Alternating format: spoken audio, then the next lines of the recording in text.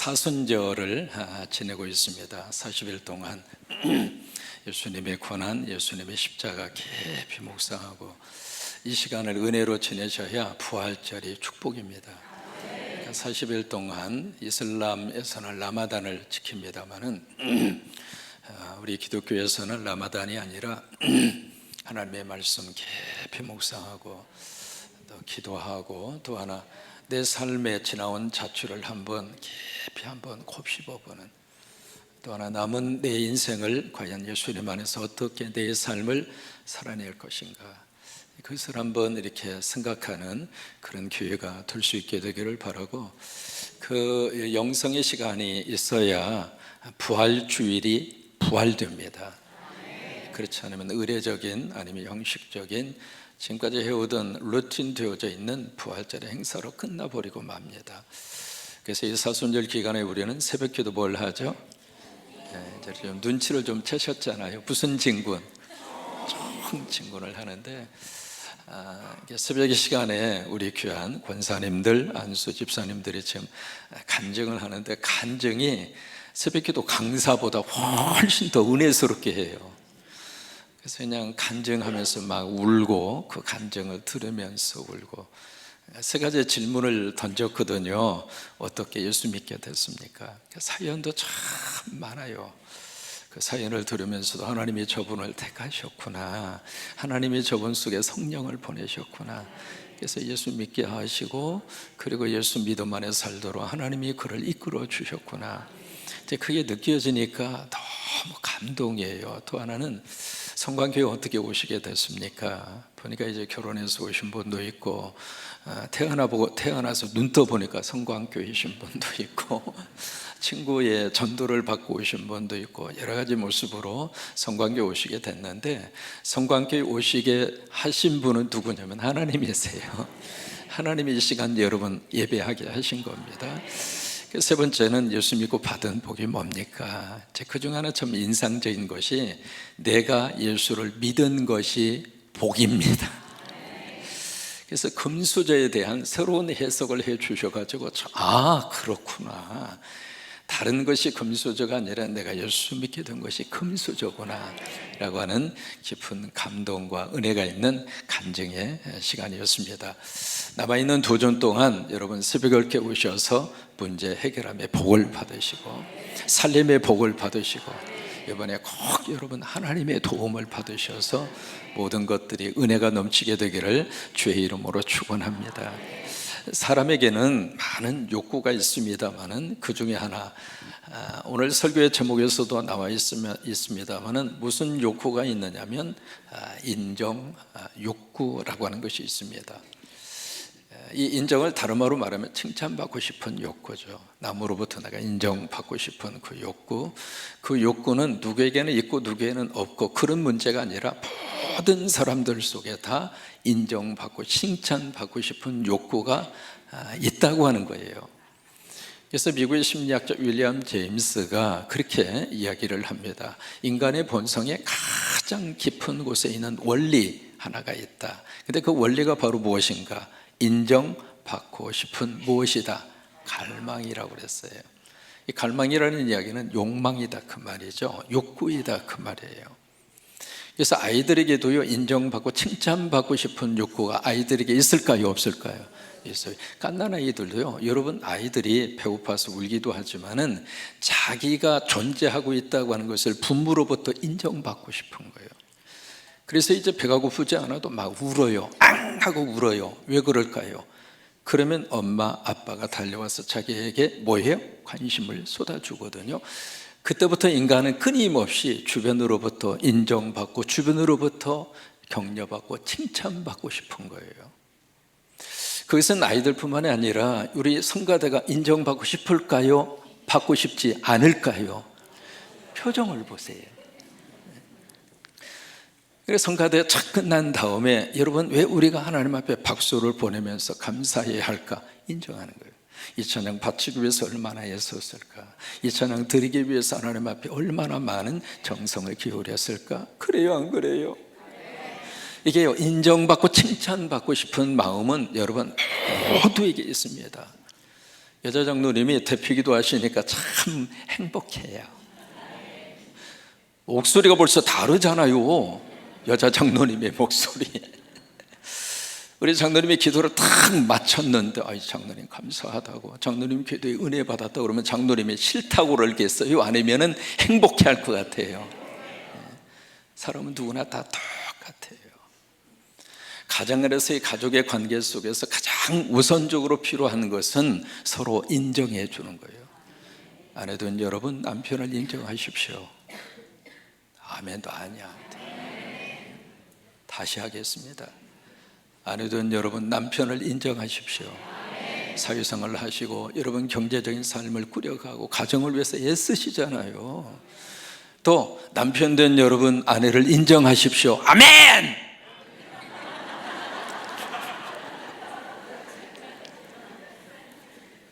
연자씨 들으라고 내가 크게 한 거예요.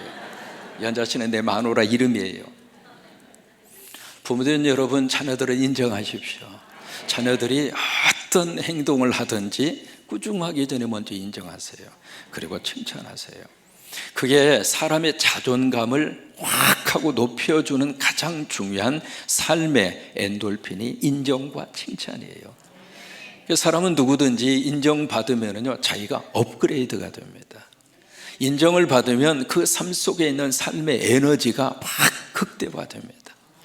또한 인정받고 칭찬을 받으면 사람이 삶에 대한 만족감이 자꾸 확대되게 돼 있어요. 그런데 인정에는 크게 두 가지의 인정이 있습니다. 첫째로 누구의 인정이 있을까요? 오늘 설교 제목대로 누구의 인정? 하나님의 인정이 있고요. 두 번째, 누구의 인정이 있을까요? 사람들의 칭찬과 인정이 있습니다. 그럼 이 두 가지 중에 한 가지 던져볼까요? 어느 인정을 받기가 쉬울까요? 그렇게 생각하시죠? 자, 여러분, 사람의 인정 제대로 받고 계세요? 이게요 사람의 인정과 하나님의 인정을 딱 놓고 봤을 때 우리 생각에는 그렇지, 사람의 인정받기가 쉽지 아니에요. 하나님의 인정받기가 쉬워요. 하나님은 작은 것까지라도 하나님은 우리를 사랑하시고 우리를 보다듬어 주시고 우리를 인정하시는 분이 아버지 하나님이에요. 그 아버지는 이 시간 여러분이 앉아있다는 자체로도 우리를 칭찬해요. 사랑하는 종아, 예배를 지켜주고 있구나, 예배 시간에 와주고 있구나, 아멘하고 있구나, 설교에 집중하고 있구나. 작은 것까지라도 하나님은 기억하시고 하나님은 인정하시고 하나님은 우리를 칭찬하시고 하나님은 우리를 하나님의 자녀로 끌어안아 주세요. 그런데 여러분, 사람이 그런가요? 사실은 인정받기에 가장 어려운 사람이 누구인가? 가까운 사람이에요. 가장 가까운 사람으로부터 인정받는 것이 참 힘들어요. 여러분, 제 설교에 은혜를 가장 많이 받을 사람이 누구일 것 같아요? 저하고 지금 몇 년을 살았는데요, 그러면 제가 여기 강대상에 딱 서서 설교를 하면 집사람이 은혜를 가장 먼저 받을 수 있는 소질이 100% 있지 않을까요?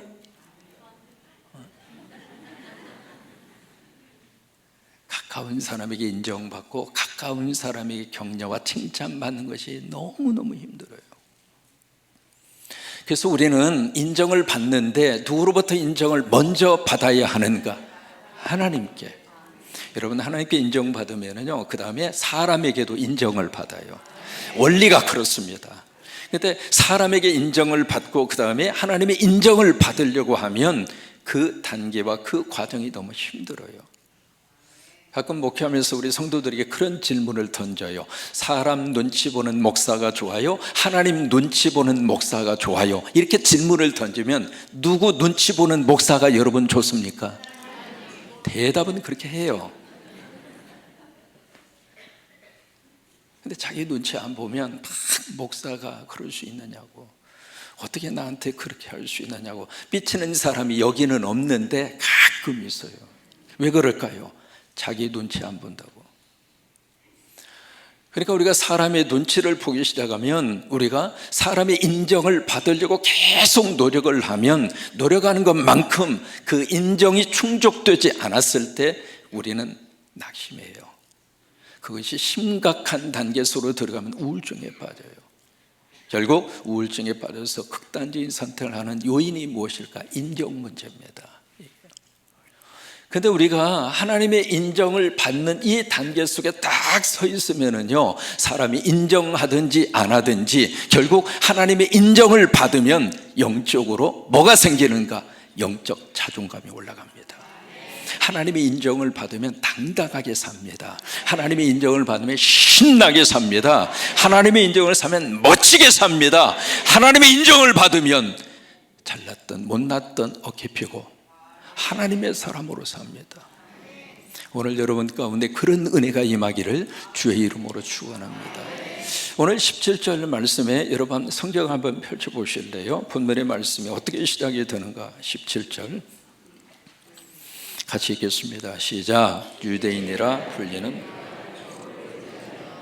하나님을 절하며. 우리말 번역에는 이렇게 되어 있어요. 영어 번역을 좀 아시는 분은 어떻게 시작하냐면 당신, 그렇게 시작해요. 인칭 대명사로 너라고 하는 단어를 앞에다 탁 놓고 그 다음부터 가정법으로 시작합니다. if라고 하는 단어로 4번 나옵니다. 무슨 얘기냐면 너는 넌데 그 너가 바로 누구인가? 저처럼 유대인이라고 불리우는 바로 너, 그 이야기예요. 그래서 이제 가정법으로 if라고 하는 단어로 쭉 그렇게 말씀이 4번에 걸쳐서 시작을 하는데, 바로 유대인을 불리우는 너, 그러면 그 유대인은 누구인가? 혈통적으로 이스라엘과 히브리 사람, 그 사람들을 지칭으로 끝나는 것이 아니라 이 유대인들은 구체적으로 누구인가? 예수 믿는 우리입니다. 왜요? 우리는 영적으로 유대인이에요. 왜냐하면 믿음의 조상 아브라함의 후손입니다. 그래서 우리를 성경에서는 영적으로 우리를 뭐라고 부르는가? 유대인이라 불러요. 그러니까 여기서 유대인이라 불리우는 너는 구체적으로 누구냐면 저와 여러분이에요. 예수 믿는 크리스찬들입니다. 그러니까 기존 성도들에게 오늘 이 말씀은 오늘 예수 믿고 신앙생활을 하고 있는 우리에게 주신 말씀이에요. 그렇게 딱 지칭을 하면서 17절 말씀 계속 이어져 갑니다. 처음부터 한번 읽겠습니다. 유대인이라 불리는 내가 율법을 의지하며 하나님을 자랑하며 율법의 교훈을 받아 계속 읽습니다. 하나님의 뜻을 알고 지극히 선한 것을 분간하며 맹인의 길을 인도하는 자요 어둠이 있는 자의 빛이요 율법에 있는 지식과 진리의 부분을 가진 자로서 어리석은 자의 교사요 어린아이의 선생이라고. 그 다음이 중요합니다. 어떻게 믿어요? 스스로. 남이 그렇게 인정을 해주는 거예요? 아니면 자기 자신만 그렇게 인정하는 거예요? 자기만 그렇게 인정해요. 하나님이 인정해 주신 것도 아니고 남이 그렇다고 지금 인정하고 칭찬하는 것도 아니에요. 자기만 그런 어떤 착각 속에 딱 빠져 있는 거예요. 그런 속에 빠져 있는 이 사람들에게 자 21절입니다. 뭐라고 말씀을 하시는가? 그렇다면, 앞에서 if라고 그랬잖아요. 이렇다면 그 이야기예요. 그게 스스로 그렇게 믿고 있다면, 그 다음에 20절 말씀에 그러면 계속 같이 한번 읽겠습니다. 다른 사람을 가르치는 내가 내 자신은 가르치지 아니하느냐? 도둑질하지 말라 선포하는 네가 도둑질하느냐? 간음하지 말라 말하는 내가 간음하느냐? 우상을 가증히 여기는 내가 신전 물건을 도둑질하느냐? 여기 지금 질문이 계속 나옵니다. 여러분, 이 질문은 답을 듣기 위한 질문이에요? 아니면 질책성 질문이에요? 질책성 질문이에요. 그렇게 잘 알고 있으면서 지금 너희들의 삶이 뭐냐 그거예요. 오늘 우리가 이 말씀 앞에 한번 깊이 설교자로 서고 있는 저도 마찬가지입니다. 끊임없이 성도들에게 설교를 해야 하고 끊임없이 성도들에게 말씀을 가르쳐야 하는, 그걸 가지고 일생을 살아야 하는 저의 입장으로서는 이 하나님의 말씀이 저에게 하나님의 말씀으로 다시 한번 가슴에 꽂히는 거예요. 넌 어떻게 살고 있느냐? 지금 유대인을 불리우는 그들에게 하나님은 그렇게 많이 알고 있다며, 아니 가르칠 정도의 지식을 가지고 있다며, 그러면 너 지금 어떻게 살아? 그 이야기예요. 제가 설교하기 이 강단에 올라올 때마다 저는 두 가지의 기도를 합니다. 첫째, 성령님 함께 해주세요. 설교가 설교되기 위해서는 성령의 역사 없이는 안 됩니다. 그냥 인간의 언어로 끝날 뿐입니다. 설교가 설교되기 위해서는 인간의 말이 하나님의 말씀으로 역사하기 위해서는 성령의 도우심이 강력하게 필요합니다. 성령님, 이 말씀 듣는 분들의 영혼 속에 하나님의 말씀으로 들리게 하옵소서. 성령님이 이 설교 듣고 복받게 하옵소서. 성령님이 이 설교를 통해서 가정의 변화가 일어나게 하옵소서. 성령님이 이 설교를 통해서 기적을 허락하여 주옵소서. 병마가 떠나가게 하시고 악한 영이 떠나가게 하시고 가정의 문제가 해결 안 받게 하시고 인생 자체가 말씀 안에서 새로워지게 하옵소서. 제 능력입니까? 성령님 도와주시지 않으면 안 됩니다. 올라올 때마다 기도합니다. 성령님 함께 가시죠. 두 번째, 이 설교를 들어야 할 대상이 누구인가? 저녁에 목회할 시절에는요, 저는 설교 드려야 할 대상으로 생각을 안 했어요. 가장 교인들 보고 막 이렇게 예수 믿어야 한다고, 하나님 말씀에 있지 않느냐고, 왜 그 정도밖에 못하느냐고 막 그러면서 나는 설교를 드려야 할 대상에서 항상 요리를 시켰어요. 그런데 언제부턴가 이 설교를 드려야 할 1차적인 청종은 바로 너다, 나다 라고 하는 생각을 다시 한번 깨닫게 됐어요. 그 다음부터 이 설교가 말이죠, 제 가슴을 향한 설교로 자꾸 하게 돼요. 여러분들을 향한 설교라기보다는 저 자신을 향한 설교로 설교의 대상이 바뀌어지더라고요. 오늘 여기 하나님께서 지금 성도된 우리들에게, 우리 크리스찬으로 살고 있는 우리 교인들에게 설교를 듣고 하나님의 말씀을 듣는데 그것을 우리가 아멘 하고 끝날 것이 아니라 그 말씀이 내 속에 부딪혀오는 하나님의 말씀이 있다면 그 말씀을 붙잡고 우리 삶의 자리에서 한번 살아보기 위해서 한번 몸부림쳐 보자 이 말이에요. 물론 처음부터 누가 그렇게 잘 될 수 있겠습니까? 잘 안 되죠. 하나님이 그걸 알아요. 막 열심히 살려고 하는데 안 된다고 하는 그 모습을 누가 가장 먼저 알고 계시는가? 하나님이 아세요. 그런데 그 하려고 하는 그 모습이 하나님께서는 너무나 칭찬하고 싶은 거예요. 하나님은 그것을 인정하고 싶은 거예요. 여러분, 갓난 아이들이 일어서기 할 때 처음에 뒤죽게 하잖아요. 그 다음에 어떻게 해요? 박박히잖아요. 그 다음에 물건이 있으면 그 자꾸 막 일어나잖아요. 그리고 나서 이 아이가 펄떡 일어나서 100m 달리더라고. 그래요? 아이가요, 한 번 일어서려면 수백 번, 수천 번 넘어졌다 일어났다 넘어졌다 일어났다. 그러면 아이가 한 번 더 넘어진 다음에 내 인생은 걷는 건 없어, 내 사전엔 걷는 거란 없다, 그리고 그대로 가만히 있습니까? 다시 또 시도하고 다시 또 시도하고. 근데 그것을 부모가 옆에서 보면서 뭐라고 그래요? 아이고 우리 새끼, 아이고 우리 새끼, 그렇구나 그렇구나 그러면서 막 부모가 그 자녀가 하고 있는 그것을 너무 행복해하고 너무 자랑스럽게 여기는 것처럼 하나님이 지금 우리들에게서 그것을 원하시는 거예요. 말씀대로 살리기 위해서 가정에서 한번 몸부림을 치고 넘어졌다고도 다시 한번 하나님 앞에서 하나님 다시 한번 말씀으로 살게요. 지금은 사랑하자 그 주제를 가지고 우리가 함께 말씀을 묵상하고 같이 지금 새벽에 총진군을 쌓아가고 있는데 그 사랑이 처음부터 어떻게 잘 되겠어요? 그러나 그냥 말씀 안에 내가 거하면서 전에 부부싸움 할 때는 그냥 눈에 띄는 것 잡아서 던졌지만은 은혜 받고 나니까 이제는 골라서 던지는 거예요. 안 깨질 만한 것으로 변화된 거죠. 안 그래요? 큰 변화죠. 전에 예수 믿기 전에, 은혜 받기 전에는 뚜껑 열리는 대로 막 말이 쏟아져 나갔는데 은혜 놓고 나니까, 그 은혜 받고 나니까 이제는 말꼬리가 부드러워진 거예요. 변화된 거죠. 그렇게 살자 이 말입니다. 하나님은 그것을 인정하세요. 하나님은 그것을 칭찬하세요.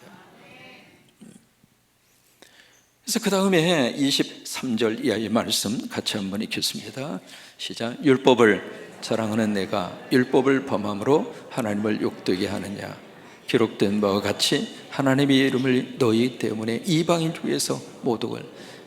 참 이 하나님의 안타까운 마음이 여기서 느껴지지 않아요? 성경을 가졌다면 성경을 가진 사람답게 뭔가 좀 달라야 되지 않겠느냐, 그 질문이에요. 그래도 성경을 들고 예수 믿지 않는 사람보다도 더 엉망으로 그렇게 살면 누가 욕먹는가? 하나님이 욕먹는다며. 하나님 욕먹이면서 살고 싶니? 그 질문이잖아요. 25절입니다. 내가 율법을 행하면 할례가 유익하나 만일 율법을 범하면 내 할례는 무할례가 되느니라. 그런즉 무할례가 율법의 규례를 지키면 그 무할례를 할례와 같이 여길 것이나 또한 본래 무할례자가 율법을 온전히 지키면 율법 주문과 할례를 가지고 율법을 범하는 너를 정죄하지 않겠네. 이게 무슨 얘기냐면, 할례는요 하나님의 백성에 대한 남성들의 중요 신체 부위에다가 거기에 칼로 자른다고 하는 뜻이에요. 그것을 볼 때마다 남성들은 나는 하나님의 백성이다, 나는 언약의 백성이다. 그래서 그 말씀을 가지고 그렇지, 내가 말씀 안에 살아야지, 그것을 다시 한번 기억하고 그 안에 살아갈 수 있도록 몸의 특정한 부위에다가 거기다 심볼로 표시를 한 거예요. 그걸. 근데 그걸 했느냐 안 했느냐, 참 그것도 중요하죠. 이 할례가 오늘 우리들에게 있어서는 세례입니다. 예수님이 세례를 받으셨으니까 이번 부활주일에 꼭 세례 받으세요. 안 받으신 분들은 내가 자격이 돼야 받지요. 그 자격은 하나님께서 다 알아서 하세요. 그러니까 그 자격 가지고 자꾸 이야기하지 마시고, 내가 예수 믿으면 세례 받을 자격이 돼요. 아멘이죠? 그러니까 준비가 안 돼서 못 받겠습니다 그러지 마시고 이번 부활주일날 꼭 세례 받으세요. 예수님도 받으셨으니까. 그래서 내가 세례를 받느냐, 할례를 했느냐 안 했느냐, 이것도 참 중요합니다만은 그것과 더불어서 하나님이 우리에게 원하시는 것은 하나님께서 주신 말씀 가지고 한번 내 삶의 자리를 살아보자 이거예요. 그 내용을 오늘 이렇게 복잡하게 말씀을 하신 거예요. 그러면서 28절 말씀에 같이 있습니다. 무릇 표면적 유대인이 아니요 표면적 육신의 할례가 아니니라. 오직 이면적 유대인이 유대인이며 할례는 마음의 할짓, 바로 이거예요. 영에 있고. 이 영에 있고라고 하는 말이 포인트입니다. By the Spirit, 성령에 의해서 마음에 할례 받으라 이 말. 성령에 의해서 마음에 하나님의 거룩한 영으로 변화된 인생의 삶을 살아라 그거예요. 사람이 달라지는 것은 사람에 의해서 달라질 수 있는 가능성이 그렇게 많지 않아요. 근데 참 신기한 것은 예수 믿으면 사람이 달라지더라고요. 예배 드리면서 사람이 달라지더라고요. 직분을 받으면서 사람이 달라지더라고요. 왜 그럴까요? 성령이 함께하니까. 성령이 내 안에 오셔서 내 삶을 조절해 주시니까. 그래서 우리가 믿음 안에 있으면은 내가 내 삶을 내가 계획하고 나에 의해서 내 삶을 다듬어가고 고쳐가는 것이 아니라, 그것은 참 어렵지만은 믿음 안에 들어와 있으면 성령이 나에게 오셔서 성령이 나를 다듬으시고 성령이 나를 채워가시고 성령이 나를 보다듬어 가셔서 하나님의 사람으로 누가 만들어 가시는가? 성령이 만들어요. 그래서 여러분 교회 안에만 계시면 돼요. 예수님 안에만 계시면 돼요. 잘 믿고 못 믿고 그건 우리 판단할 영역이 아닙니다. 그래서 여기에 표면적, 이면적이라고 하는 단어가 참 어려운 단어입니다만은 겉으로 어떤 모양과 형식, 그것도 참 중요하지만은 이면적, 다시 말해서 속사람, 다시 말해서 그 형식과 그릇에 담겨지는 내용이라 이 말이에요. 내용. 그것을 무엇으로 채우는가? 영으로, 그 말이에요. 그래서 여기 29절 말씀에 어디에 있느냐면 영에 있고, 그 말이에요. 성령에게 있다 이 말이에요. 성령에 의해서 우리가 하나님의 거룩한 사람으로 살아가도록 성령께서 우리의 삶의 자리에 오셔서 우리를 하나님의 거룩한 구원받은 백성으로 우리의 자리를 이끌어 가신다 이 말이에요. 그러면서 29절 처음부터 읽겠습니다. 29절 시작. 오직 이면적 유대인이 유대인이며 할례는 마음에 할지니 영에 있고 율법 주문에 있지 아니한 것이라. 그 다음이 중요합니다. 그 칭찬이라고 하는 말이 인정이에요. 그 인정이 누구에게서가 아니에요. 사람에게서가 아니라 다만 누구에게서? 하나님에게서니라. 이게 하나님의 인정입니다. 이게 하나님의 칭찬입니다. 여러분, 성령이 내 안에 오셔서 여러분 안에 예수 그리스도가 내 안에 계시도록 성령이 우리 가운데 역사하십니다. 그러면 예수 그리스도 안에 거하는 여러분들을 하나님이 어떻게 하시는가? 인정하세요. 그리고 하나님이 칭찬하세요. 그 하나님의 인정과 칭찬을 받으면 사람의 인정과 사람의 칭찬도 받고, 더 나아가서 마귀와 사탄도 여러분들을 인정하고 칭찬해요. 크리스찬이라고 하는 말을 영어로 그렇게 표현합니다. 영어로 크리스찬이라고 하는 말을 이렇게 씁니다. 크리스찬. 근데 이 크리스찬이라고 하는 이 단어 속에서 이 앞에 여기를 딱 이렇게 자르면 무슨 말이 되냐면 크라이스트라고 하는 말입니다. 이게 이제 그리스도라고 하는 뜻이에요. 크라이스트, 그리스도.